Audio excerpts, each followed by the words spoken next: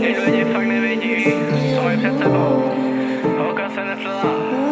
No, tak aspoň si to poslechni.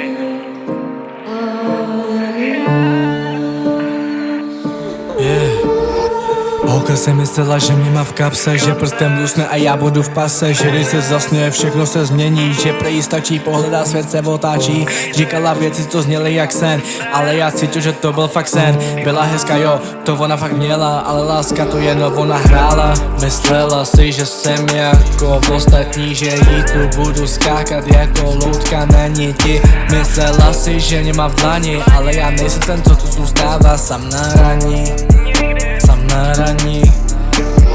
Myslela si, že mě zná líp nežli já, že si mě vodí, jak se jí jenom zachce Myslela si, že tu budu stát, ale teď už ví, že mě nemůže mít naspět zpátky Psal jsem jí v noci, kdy cítila zle, ona to brala jak samozřejmě. Když já byl v blatě, tak byla pryč. Dneska se diví, že zavřel jsem klíč. Myslela si, že city jsou jenom hra, že každý kluk je jen figurka zná, ale já nejsem její plán B, nečekám na signál, co nepřijde. Myslela si, že jsem jako ostatní, že jí budu skákat jako loutka na niti. Myslela si, že mě má v dlani, ale já nejsem ten, co zůstává sám v rání. Teď mi píše, že Primure byla slepá, že mě chce hnedka zpět, že jsem byl její jediná tepna, ale už je pozdě, vlak už dávno odjel. Na peroně si zůstala, když jsem já tiše šel.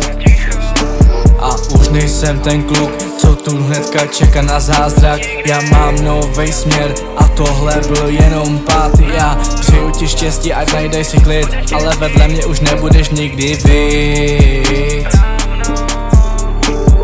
Myslela si, že jsem jako ostatní, že jí budu skákat jako loutka na niti. Myslela si, že mě má v dlani, ale já nejsem ten, co zůstává.